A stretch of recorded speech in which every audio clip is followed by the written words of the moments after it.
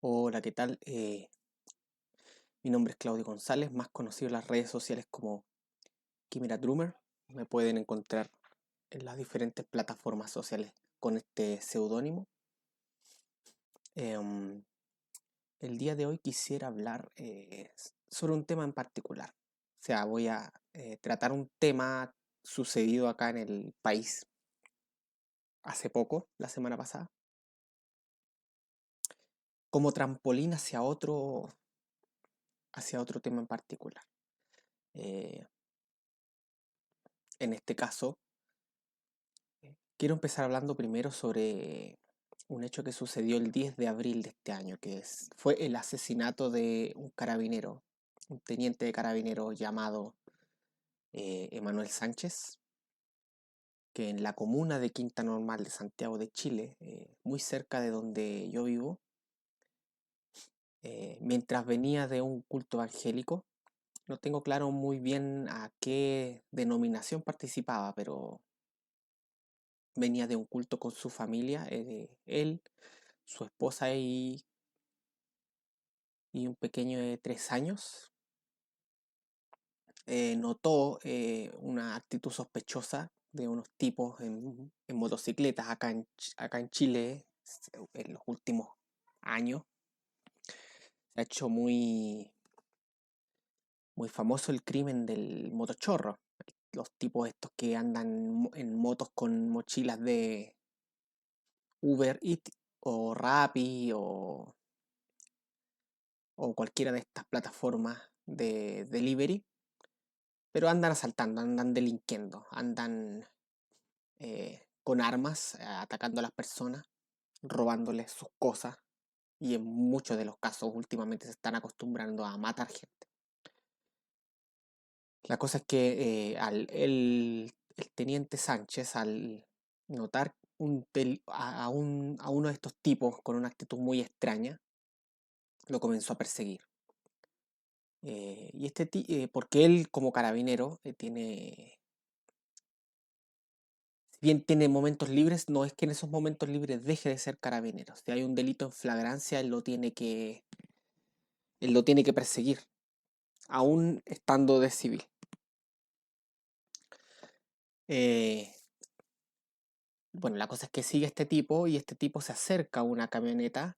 Esta moto se acerca a una camioneta donde habían otros tipos más, eran 5 tipos en total. Al darse cuenta que estaba siendo seguido por este auto, el del tipo de la motocicleta le tira un bloque al vidrio delantero. El teniente Sánchez sale con su arma de servicio presentándose como carabinero eh, ante ellos y en, el, en este intertanto, mientras algunos arrancaban, hubo una balacera, alto poder de fuego, eh, en donde el teniente carabinero Sánchez, Emanuel Sánchez, fue alcanzado por 14 impactos de bala. 14 impactos de bala. Estos tipos arrancaron, obviamente. Uno de ellos murió. Se sospecha que al final murió a raíz de uno de los balazos de sus mismos compañeros. Por lo tanto, fue como lo que se dice friendly fire, fuego amigo. Y, y una vez más, un carabinero es muerto en servicio, prestando un servicio a la comunidad, porque ellos no son empleados públicos, los carabineros son servidores públicos. Eh, ellos prestan un servicio, no son empleados, a ellos nosotros no les pagamos para que trabajen para nosotros, ellos son servidores públicos que son capaces de eh, dar la vida con tal de proteger eh, a muchas personas que no los conocen y muchos de ellos incluso son mal agradecidos hacia su labor.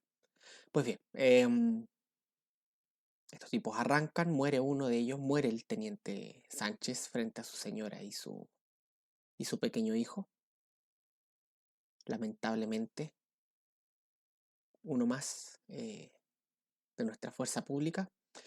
Y al tiempo, estas personas, obviamente esta noticia causa conmoción en Chile y en cierto sentido eso me alegra porque eh, a pesar de que ha aumentado la frecuencia de estos delitos detestables, no hemos perdido nuestro nivel de asombro y nuestro nivel de desprecio por este tipo de cosas. Em, bueno, me faltó contar que este tipo se acerca a este auto, todo esto estaba en un paradero estacionado asaltando gente en el paradero, estos 5 personas, y bueno, al tiempo capturan a estos tipos. Se trataba de varios inmigrantes en situación irregular, algunos con orden de expulsión de hace más de 2 años, que todavía estaban en el país. Eh, Ciertamente estos inmigrantes en situación irregular, 4 venezolanos y un colombiano, según tengo entendido, eh, no venían a trabajar, no venían a buscar una mejor forma de ganarse la vida de manera honrada. Por lo tanto, yo quiero separar aquí a, a compañeros de trabajo, a hermanos en la fe, que son de nacionalidad venezolana, colombiana o similares, que son gente de bien, que es gente que vino a trabajar al país, que arrancando de una, por lo menos la gente de Venezuela, arrancando de una circunstancia detestable como es la que la política y la fuerza cobarde vendido a los poderes políticos tienen allá ese país sumido en la miseria, con el dictador Nicolás Maduro, eh, logrando que su gente se arranque de ese país en busca de mejores perspectivas, pero que en esa migración masiva causada por este desastre humanitario que tiene este tipo, que debo decirlo es apoyado acá en Chile por partidos políticos como el Partido Comunista, que no le tirita la pera para decir que apoyan a Venezuela, el régimen venezolano, que apoyan las dictaduras cubanas y después se llenan la boca diciendo que apoyan los derechos humanos, son una manga de hipócritas, cuyo único fin es el poder. Y que donde se ponen, donde se llegan, donde les dan un espacio de acción dentro de la institucionalidad, la corrompen. En Chile ha sucedido eso desde que Michelle Bachelet, eh, les dio entrada nuevamente a la institucionalidad del país, a la institucionalidad pública, algo que nunca debió haber sucedido, porque los comunistas no tienen que tener ninguna posibilidad de entrar al poder político ni acceder a las arcas eh, estatales, porque cuando hacen eso, corrompen, destruyen eh, y lloran, porque son muy llorones, son unos llorones, acá en Chile son unos llorones, se hacen las víctimas por el asunto del golpe de Estado en el 73, eh, pero ellos nunca en ningún momento fueron víctimas en ese momento, sino que querían transformar a Chile en un satélite de Cuba. Querían transformar a Chile en lo que ahora vemos en Venezuela y ahora vemos en Cuba, claro, años después, cuando ya la miseria se eh, metastatizó en en la isla y en todo el país venezolano. Eso querían ellos hacer con nosotros. Eso es lo que buscaban. Eh, los, los militares intervinieron evitando ese desastre, pero no por eso no haciendo cosas que no debían haber hecho también. Pero lamentablemente el poder a veces causa que los mejores hombres caigan, caigan. Y, y lloran hasta el día de hoy por ese evento. Murieron muchos de ellos, sí. Muchos de ellos pertenecientes al MIR, que era una organización terrorista, un político terrorista que funcionaba desde antes de la llegada de Allende al poder, de forma violenta, tomándose campo. Bueno, como todo el activismo político de los comunistas al cual no tienen acostumbrado. La violencia es un medio de acción política. La tensión por medio de la dialéctica de la lucha de clases, el buscar que facciones se enfrenten con la lógica schmittiana del amigo-enemigo y con la nueva herramienta que ahora tienen en el socialismo del siglo XXI, en donde eh, la dialéctica opresor-oprimido se traspasa a multitudes de relaciones humanas. Bueno, me detuve mucho en eso. Eh, Solo agregar que el Partido Comunista, en términos de esencia, es totalmente anticristiano. Y si tú eres cristiano y apoyas al Partido Comunista, tú te estás poniendo solito la soga al cuello. Te digo al tiro. La cosa es que estos chiquillos, estos delincuentes, estos asesinos, cómplices de asesinato, entraron con alto poder de fuego. Se dice en las últimas noticias que están relacionados con el Tren de Aragua, eh, organización que entró gracias a que la oposición a Piñera en su tiempo, incluso antes, tenía esta romántica idea de que nadie es ilegal, de que nuestro actual presidente Gabriel Boric escribía en su Twitter que el problema de Chile es que hay muchos chilenos eh,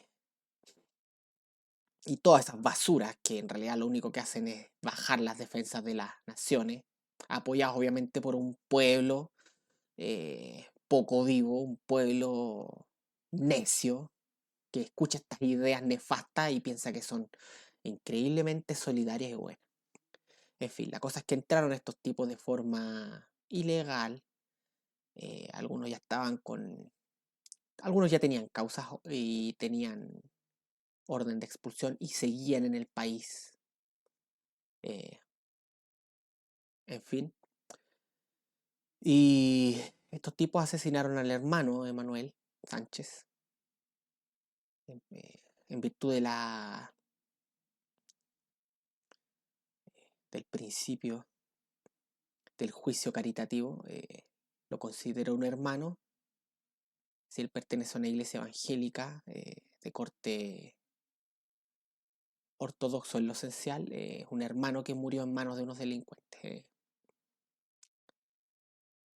Delincuentes que no deberían haber estado en el país en primer lugar, pero que están en el país gracias a la inoperancia y la ineptitud del poder político que tenemos ahora. El poder político puesto allí por una gran cantidad de chilenos que eh,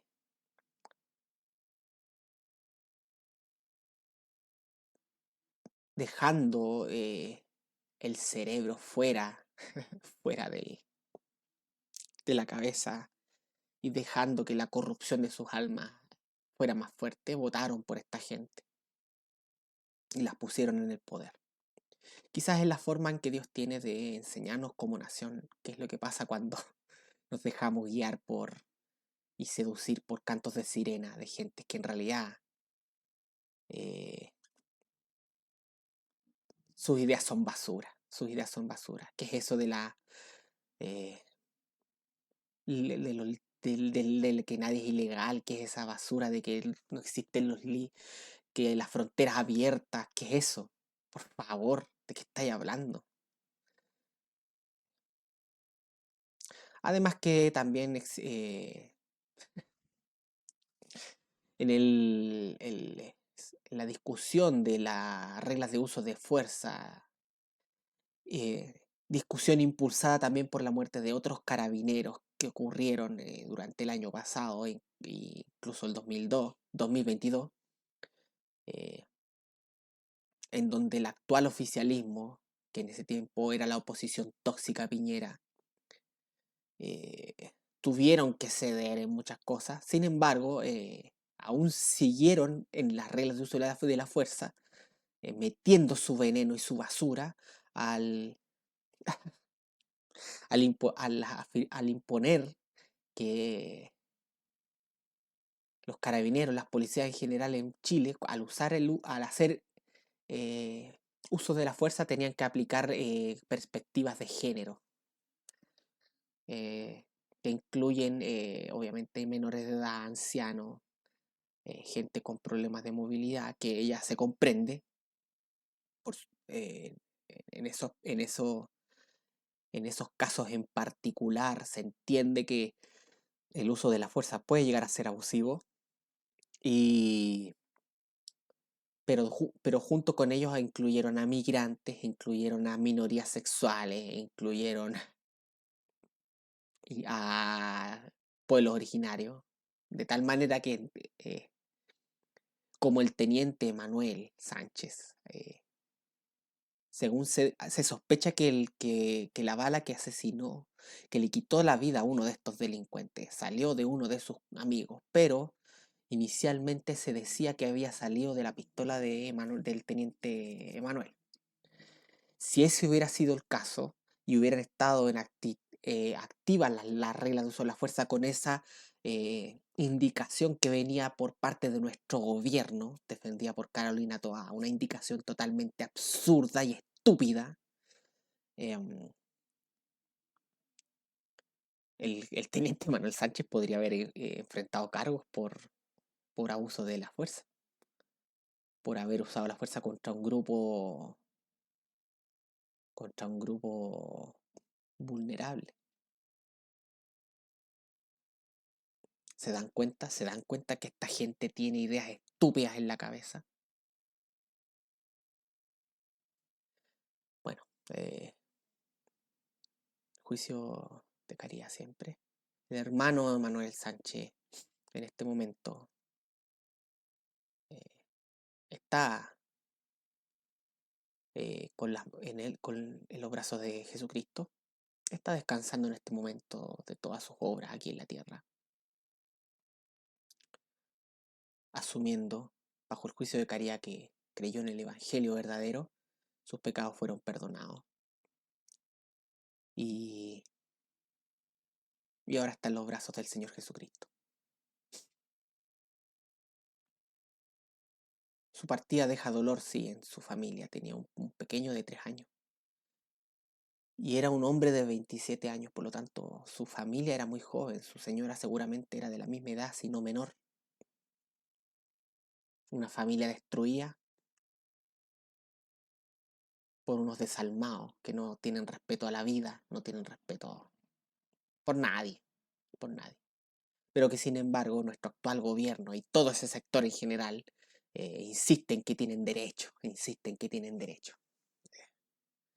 Pues bien, ahora yo voy a empezar a hablar como creyente, como cristiano.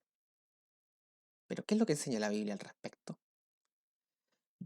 Uso el tema del teniente Manuel y de su asesinato vil como trampolín para un tema en particular, que a mí me interesa mucho porque el asunto de la política a mí siempre me ha llamado la atención. Pero siempre busco mirar la política a la luz de los ojos de lo que la Biblia me enseña con respecto al tema. Y uno de los aspectos de la política también tiene que ver con la aplicación de justicia. En este sentido, quisiera hacer algunas reflexiones bíblicas y teológicas con respecto a la pena de muerte. Pena de muerte que fue abolida en Chile, eh, pero que no debió haber sido abolida en absoluto. Con esto no estoy diciendo que la pena de muerte va a disminuir los delitos, pero la pena de muerte, si bien tiene un efecto persuasivo, eh, por lo menos en el Antiguo Testamento, cuando se aplicaban las penas de muerte, se hacían frente al pueblo para que el pueblo temiera pecar. también la pena de muerte responde a un principio de justicia equitativa, la más conocida como el talión, la justicia del talión, el ojo por ojo, la justicia equivalente. De tal manera que la Biblia enseña claramente que quien quita de manera deliberada la vida a otro ser humano, eh, no tiene derecho a mantener la suya propia. Obviamente esto dentro de un debido proceso, que la Biblia lo respeta, o sea, no es que uno acusara en el Antiguo Testamento, no es que era el sistema, por lo menos según lo describe el Pentateuco, no correspondía en acusar a alguien y inmediatamente se aplicaba el castigo. Eso no sucedía así.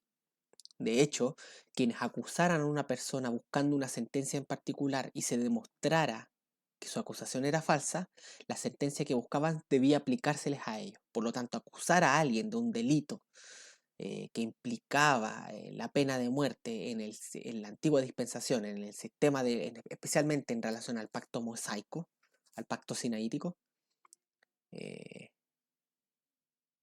no era algo que se debía o que se pudiera hacer a tontas y a locas. Quien acusaba a una persona de un delito de esa naturaleza, buscando la sentencia de la muerte, corría el riesgo de que si se demostraba que su testimonio era falso, sufriera él mismo el castigo que buscaba que se aplicara. Que tampoco no es mala idea, o sea, así evitaríamos muchas acusaciones falsas también en nuestros propios sistemas. Pero bueno, la gente a veces no piensa con sentido común, con racionalidad, no hacen uso de la imagen de Dios que tienen para poder pensar estas cosas. Ya.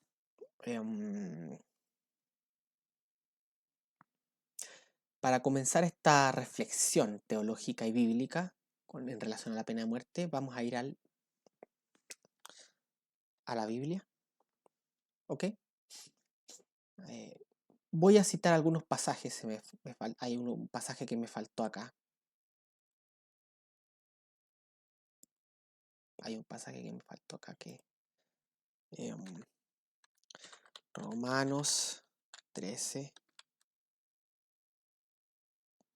del 1 al 6, creo.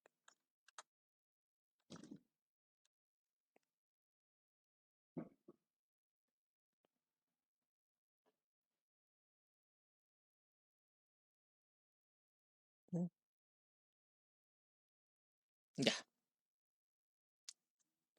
Quisiera discutir algunos pasajes bíblicos al respecto. Quisiera sacar algunas reflexiones de esto y en un futuro, ¿por qué no? Me gustaría escribir algún tipo de artículo en donde se sistematice la teología bíblica de la pena de muerte. Eh, la pena de muerte en la Biblia es, es un hecho que ocurría en el Antiguo Testamento, en el Antiguo Sistema. La pena de muerte en la antigua dispensación, hay que ponerse en ese contexto, era aplicada por varios principios, siendo los principales el principio Querem, que era el principio que tenía relación con la jurisdicción del lugar santísimo y los pecados relacionados con eso, con la transgresión de los límites del lugar santísimo. Y el otro principio aplicado era el principio simple del ojo por ojo, de la ley del talión. Entonces, dentro de estos dos principios habían penas de muerte en el Antiguo Testamento. Por ejemplo, dentro del principio Querem, eh, que era este principio que colocaba a los sujetos que transgredían los límites dentro de la jurisdicción del lugar santísimo para ser dedicado a Dios. Y al ser dedicado a Dios en el lugar santísimo, sin la cubierta eh, que procede de la fe en Cristo, caían bajo el anatema divino y debían ser destruidos. Por lo tanto, aquellas personas que transgredían este tipo de eh, mandamientos pasaban inmediatamente a, a la jurisdicción del lugar santísimo, en donde desnudos de cualquier justicia propia debían ser destruidos. De la misma manera, el principio querem aplicaba, por ejemplo, la Guerra Santa, cuando Dios dedicaba como anatema ciertas ciudades y Israel tenía que destruirlas completamente y no tenía derecho a saquear nada de ellas, porque todo en ellas era dedicado a Dios, era anatema, y como tal debía ser destruido completamente. Lo mismo pasa con los individuos. ¿Ok? El segundo principio es el principio de la justicia simple, es decir, la justicia el ojo por ojo. Si alguien quita la vida, merece que su vida sea quitada. Si alguien roba, merece que de su propiedad se restituya a aquel que robó, etcétera, etcétera, etcétera. ¿Ya? Vamos por parte entonces. Vamos discutiendo algunos principios para delinear más o menos la teología de la pena de muerte. En estricto rigor, la pena de muerte fue instituida como derecho divino eh, en el huerto del Edén. Cuando Dios le dio este mandamiento a Adán, le dijo, mandó Jehová Dios al hombre diciendo, de todo árbol del huerto podrás comer, mas del árbol de la ciencia del bien y del mal no comerás, porque el día que de él comieres, ciertamente morirás. Claramente, esto es el establecimiento de la pena de muerte, pero en este caso dentro de la jurisdicción divina. ¿Ya? El tema lo vamos a discutir de dos formas. Dios como tal tiene derecho sobre toda vida de todo ser humano, pero a la vez tiene especial derecho en justicia sobre la vida de aquellos que delinquen contra él. Y dentro de esta jurisdicción de aquellos que delinquen contra él, todo pecado, no importa el grado o sea, el nivel de gravedad que éste tenga, ante Dios, por cuanto ese pecado es cometido contra un Dios infinitamente santo, todo pecado merece la muerte. Todo pecado. ¿Ok? Por cuanto un pecado, por más pequeño que sea, es un pecado cometido contra la majestad del Todopoderoso, del Todo Santo, ese pecado aumenta su gravedad en virtud de aquel contra quien fue cometido. Y como fue cometido contra Dios principalmente, ese pecado ante Dios merece la muerte en sí mismo. ¿Ya? Esto habla de la jurisdicción de Dios sobre la pena de muerte. ¿Ok? Pero existe otro plano, que es el plano humano. Si bien Dios tiene derecho de aplicar pena de muerte sobre todo pecado de todo hombre, eso no se traduce en que el hombre mismo tenga derecho a aplicar la pena de muerte sobre otro hombre por, por los pecados que cometa. Por esta razón, Dios establece ciertos límites y le concede a los magistrados cierta jurisdicción. Ya, ok. Primero vamos de acá sacamos el principio de que en principio la pena de muerte es aplicable a cualquier pecado ante los ojos de Dios. Por parte de Dios mismo, no por parte del hombre. En otras palabras, todo hombre ante los ojos de Dios merece la muerte por los pecados que ha cometido.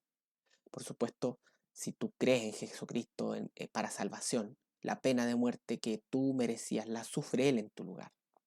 Y por lo tanto eres libre de la pena de muerte eh, por causa de la obra de Jesucristo a la cual accedemos por medio de la fe. ¿Ok? Ahora vamos a Génesis 4, del 13 al 15. Dice lo siguiente. Vamos al contexto. Es Caín y Abel. Dios le ordena a Caín y Abel que presenten ofrendas ante él. Caín ofrece su grano, su cosecha, y Abel ofrece un sacrificio de animal. La Biblia dice que Dios ve con agrado el sacrificio de Abel, pero no el de Caín. Y Caín, a Caín esto le resintió. Le resintió,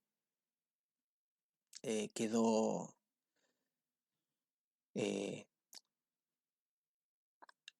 nació en él una amargura hacia su hermano, una envidia seguramente, por el hecho de que Dios haya preferido su sacrificio.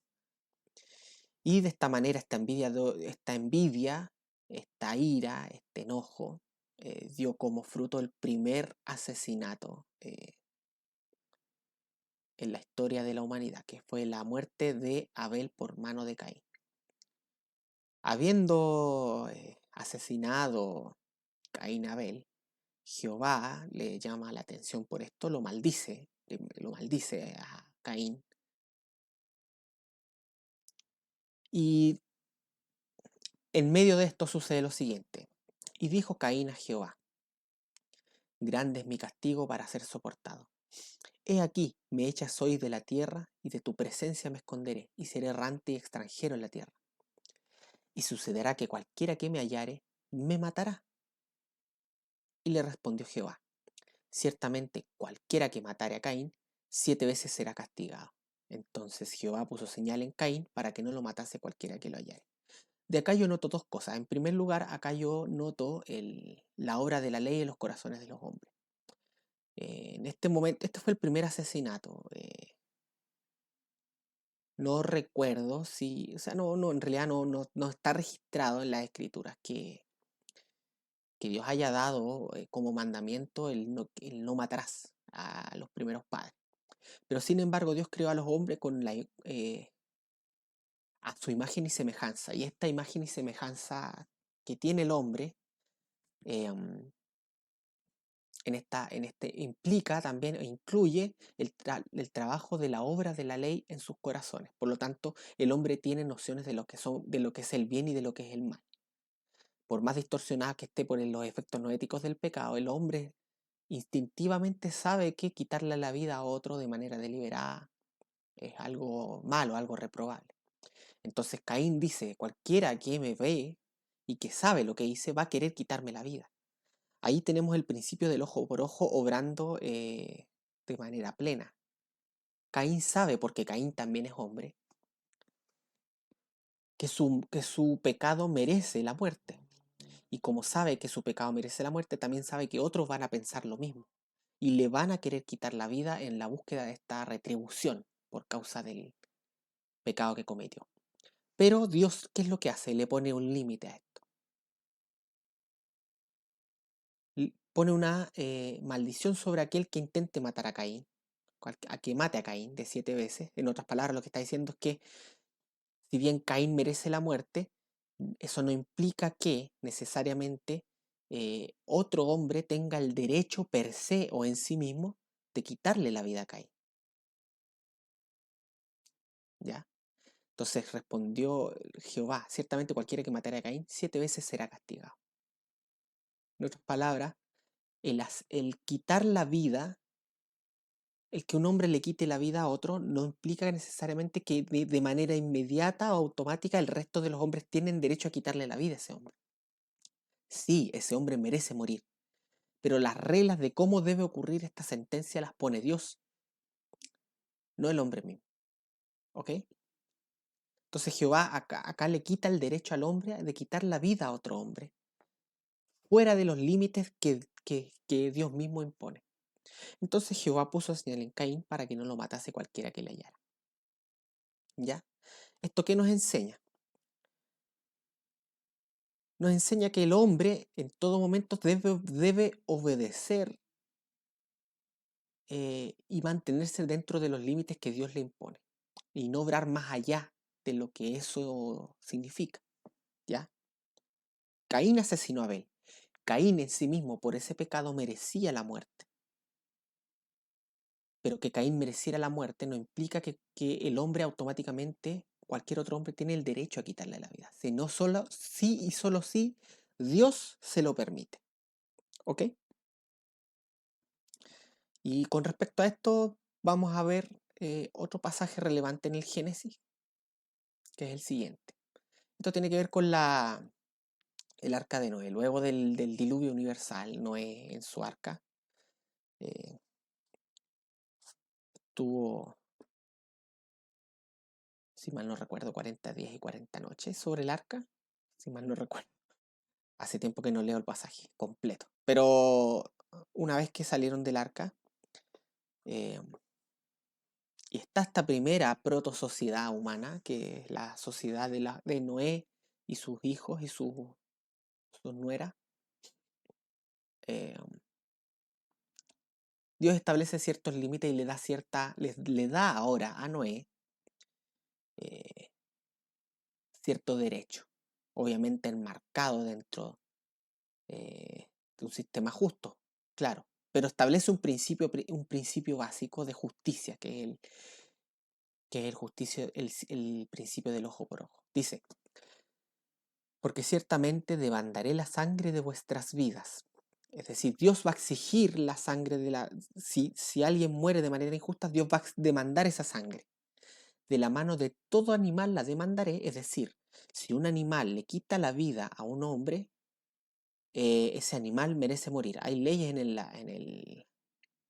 el Pentateuco que establecen la muerte de aquellos animales que quitan la vida a un ser humano, lo que implica necesariamente una diferencia abismal en términos de dignidad en relación a la vida del hombre con la vida del animal. O la vida del animal no es equivalente en valor a la vida de un ser humano. ¿Ok? Siempre un ser humano va a valer más que un animal. Y esto lo vamos a ver en el mismo pasaje. Dice, el, ya, de mano de todo animal la demandaré, y de mano del hombre, de mano del varón, su hermano, demandaré la vida del hombre.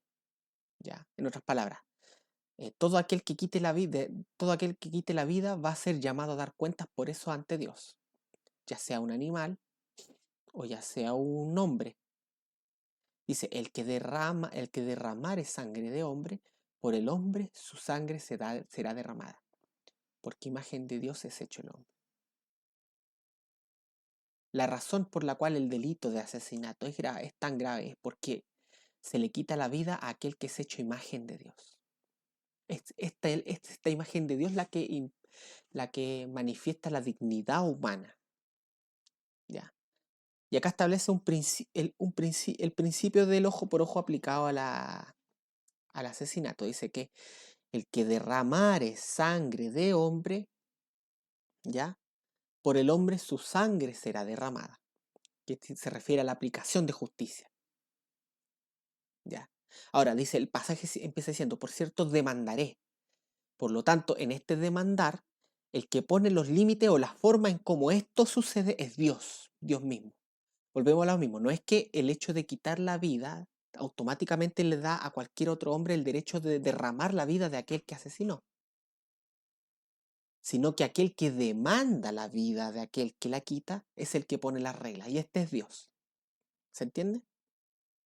Por lo tanto, si bien eh, el hombre va a aplicar la sentencia de muerte sobre aquel que quita la vida a otro hombre, lo que implica que este asesino pierde su derecho a su propia vida por haberle quitado la vida a otro hombre. Entonces, si bien el hombre es el agente que aplica la sentencia, el proceso y la aplicación de la misma tienen que ocurrir dentro de los límites del marco legal y legítimo que establece aquel que demanda esa vida, es decir, Dios. ¿Ya? Em, Vamos a otro pasaje. Ahora vamos al Nuevo Testamento. Este es uno de los ejemplos. En realidad hay varios en donde en el Nuevo Testamento se valida el principio eh, del ojo por ojo en relación a la pena de muerte. Ya. El principio querem es otro principio que vamos a discutir posiblemente en otro momento, ¿ok? Eh, Quiero ver si me estoy escuchando. Sí, me estoy escuchando. Ya, ya. Bueno, como dije, el principio querem, que es el otro principio que englobaba ciertas penas de muerte, es obra en virtud de otro principio aparte, que no tiene que ver con el ojo por ojo, ¿ok? Pero la pena de muerte por homicidio sí ahí obra el principio del ojo por ojo. Eh, y este es uno de los pasajes que establece su licitud, pero no es el único. Dice, pero esto ocurre en el contexto del encarcelamiento de Jesucristo, cuando Jesús está en Getsemaní orando para que Dios le fortaleciera por la terrible misión que tenía que cumplir y que cumplió por amor en nuestro lugar. eh, llegan, Llega un ejército más o menos grande a encarcelarlo. Y Judas lo vende con un beso. Y Jesús le dice, por un beso vendes al Hijo del Hombre. Y se cruzan palabras. Jesucristo también les dice, le preguntan si él es Jesús, y él dice, yo soy, y caen al piso, lo que establece la relación de Jesús con el yo soy.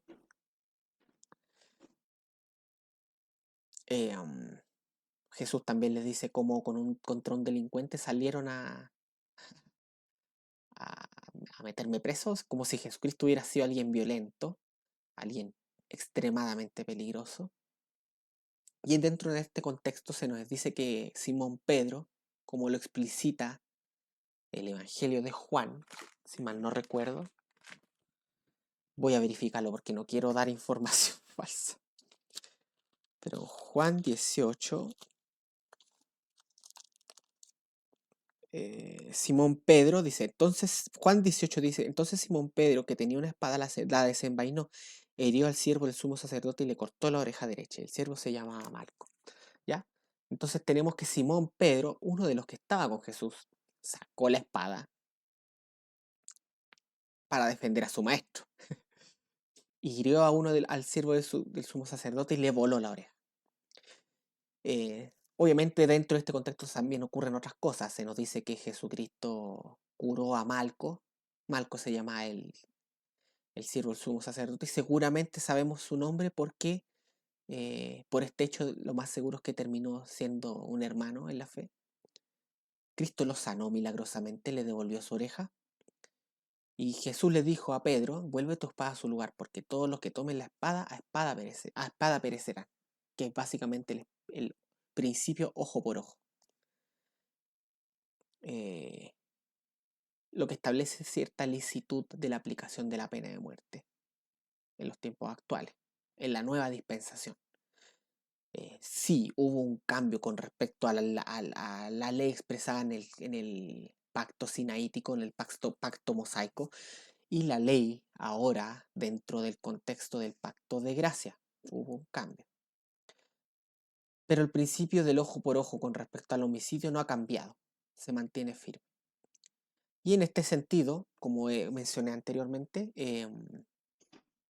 aquel que demanda la sangre es aquel que pone los límites en los cuales esto debe ocurrir.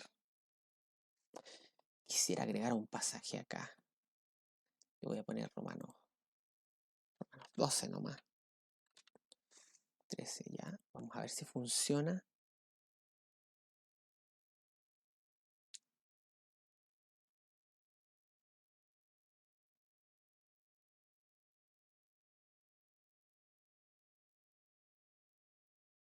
Romanos 12 acá.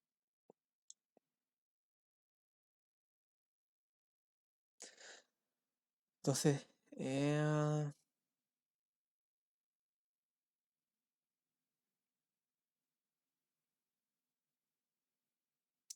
a ver, vamos al del 19. Entonces 19. Lo vamos a especificar para que no tengamos que. 12, 19.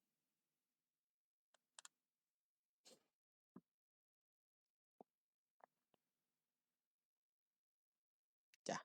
Voy a hablar un poquito de este pasaje que también se me vino a la mente. Dice lo siguiente. No os venguéis vosotros mismos, amados míos, sino dejar lugar a la ira de Dios. Porque escrito está, mía es la venganza, yo pagaré, dice el Señor. Es cierto, en términos eh,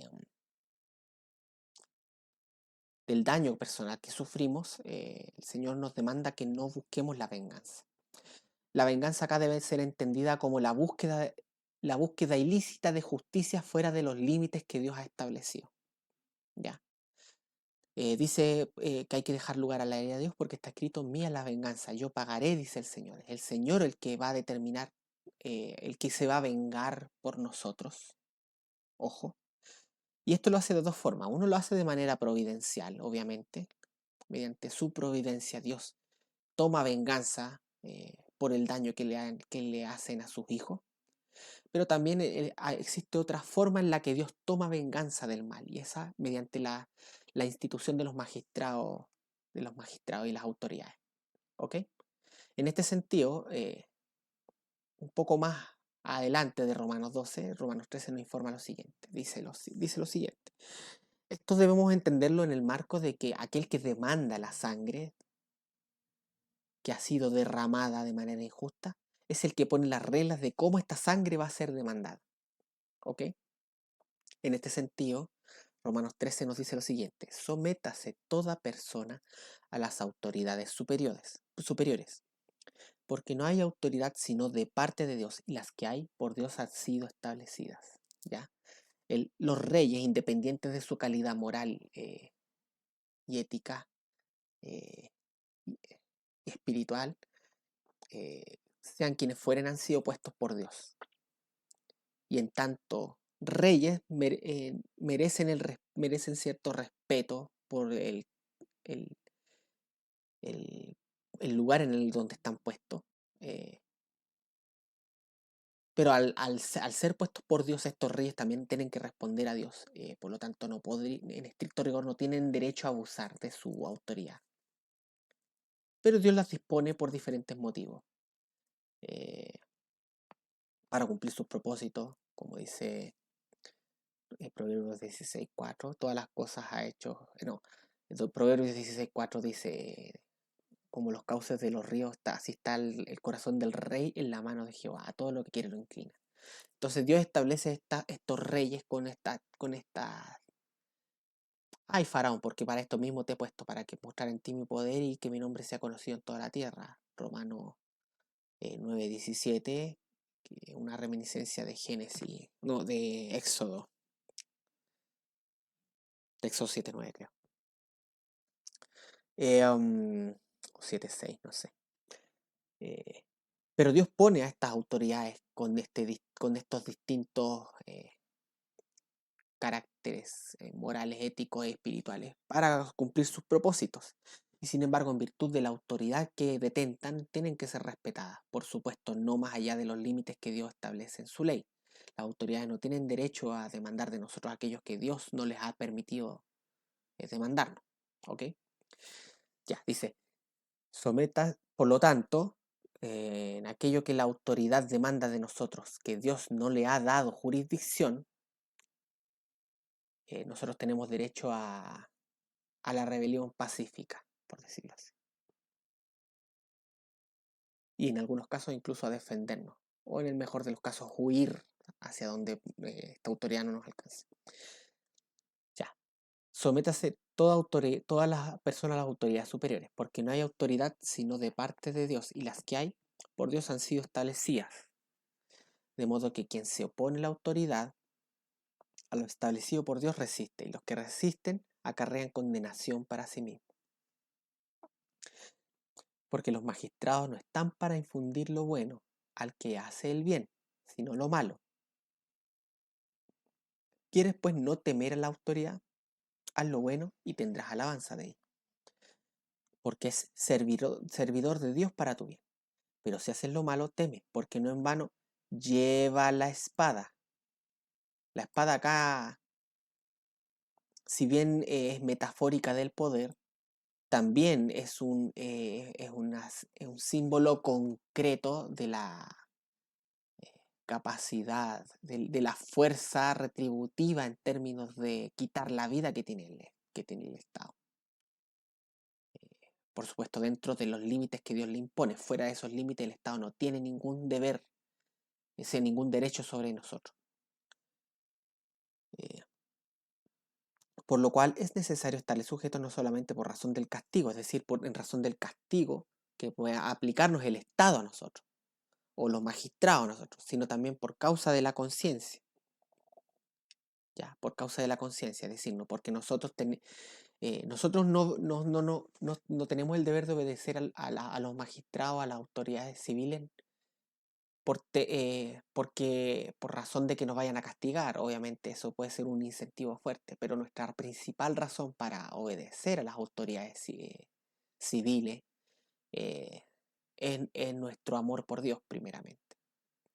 Por supuesto, esta obediencia no es absoluta y sin límite. Esta obediencia se enmarca dentro de aquello que Dios eh, determina como los límites que la autoridad tiene sobre nosotros. ¿Ok? Se dice que es siervo de Dios y como es siervo de Dios, la autoridad debe obrar dentro de los límites que dentro de la jurisdicción que Dios le ha permitido tener como autoridad. ¿Ok? Si se sale esa jurisdicción, nosotros no tenemos deber de obedecer. ¿Ya? Pero acá nos dice que este es servidor de Dios, vengador para castigar al que hace lo malo. Como dije anteriormente, una de las formas en que Dios toma venganza, por supuesto, es la providencia, pero también es los magistrados. La existencia de los magistrados, la existencia de este tipo de autoridades, tiene como fin ideal, y hablo de fin ideal porque estoy hablando dentro del marco del deber que Dios le impone y de los límites que Dios le impone a estas autoridades. Tiene el fin ideal de funcionar como el vengador de Dios para el que hace lo malo. ¿Ya?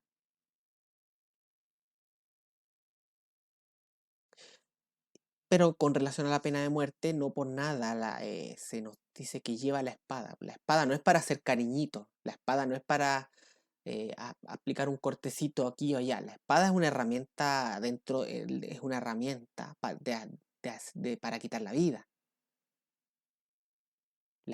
El ataque de la espada tiene como objetivo no meramente dañar, sino matar. Por lo tanto, si es servidor de Dios y tiene la espada, sí existe cierto ámbito de licitud para los magistrados en ocupar la espada, o lo que llamaríamos en tiempos modernos es el uso lícito, el uso legítimo de la fuerza. Porque se nos dice que las autoridades civiles, los magistrados, tienen el monopolio de la fuerza, en este sentido, en el uso lícito de la fuerza. ¿Ya? En otras palabras, en principio, el derecho y el deber de los magistrados de quitar la vida a aquellos que hayan quitado la vida a otro hombre es algo que Dios mismo les ha concedido en la forma en como Dios demanda la vida de otra persona que le ha quitado la vida a un ser humano hecho a imagen y semejanza de Dios. Y yo diría que esto es un deber. Es deber de las autoridades civiles hacer uso de la fuerza que Dios les ha dado para hacer justicia. Y los asesinos en sí mismos, por supuesto, dentro del marco del proceso legal y legítimo en donde se compruebe efectivamente el asesinato, pierden delante de Dios su derecho a la vida. Si un asesino comprobado, eh, un asesino a quien se le haya comprobado el delito, pierde el derecho a su vida. ¿Ok?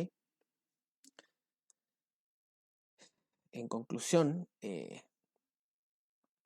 los asesinos del hermano Emanuel Sánchez, que murió en servicio y entregando su vida para hacer justicia ante Dios y ante las autoridades, merecen la muerte.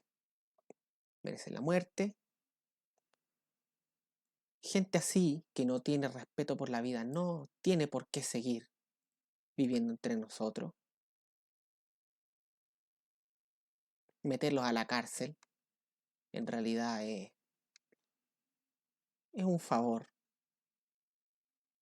Es un favor porque más encima nosotros con nuestros impuestos les mantenemos la vida a estos tipos. Y es un favor, ¿por qué? Porque bueno, Dios es muy misericordioso, Dios en su providencia sabe por qué hace las cosas, pero es un favor en el sentido de que al aplicarle la pena de muerte a esta gente, si mueren sin haberse arrepentido de su pecado verdaderamente ante Dios. Y si mueren sin que Dios les haya concedido la gracia para arrepentirse, después de pasar este mundo van a tener que enfrentarse a Dios mismo. Y la Biblia dice que horrenda cosa es caer en manos del Dios vivo. Por lo tanto, aquel sufrimiento que un asesino comete en este mundo no se compara en absoluto con el sufrimiento que va a recibir de parte de Dios mismo en la aplicación de la justicia que merece como retribución por el pecado que cometió, por haber destruido una vida, una vida de un hombre hecho a imagen y semejanza de Dios, por haber destruido una familia, por haber dejado huérfano a hijos y viudas a madre.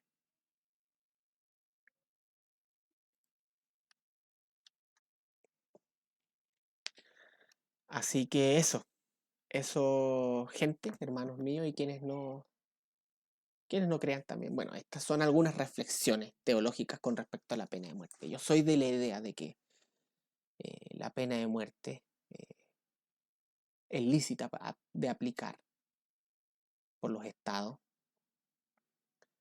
Por supuesto, su aplicación tiene que ocurrir dentro del marco del Estado de Derecho, con un juicio justo, en donde se compruebe fehacientemente el delito. Pero una vez comprobado el delito, no hay razón para detener la espada. No hay razón para detener la espada. Esta gente que es capaz de quitar la vida a otra persona no tiene respeto por la vida de nadie. Y en consecuencia de eso, Dios mismo dice que entonces su vida tampoco merece ser respetada. Que se le aplique la pena de muerte, se envíen a la presencia de Dios inmediatamente para que Dios se haga cargo de lo que merece, de darles lo que merece. Eso, hermano. No hablo más, casi una hora de video. Espero que haya sido claro en lo que dije. Eh, Como siempre digo, yo soy más bueno, tengo más habilidad escribiendo que hablando. Em, Todo lo que yo diga y lo que cualquier persona diga, vayan a la Biblia a comprobarlo. Busquen otras fuentes, comparen y fórmense así una convicción de que eso es lo que enseña la Escritura. No porque yo lo diga, no porque lo diga Calvino, no porque lo diga cualquiera, lo que lo diga el creo. eh, por más verdadero que sea, no nos quedemos necesariamente con eso. Seamos nobles bereanos todos. Eh, Porque así vamos a formar convicciones más fuertes. Examinadlo todo, retener lo bueno. Doy gloria a Dios por haberme permitido grabar este video.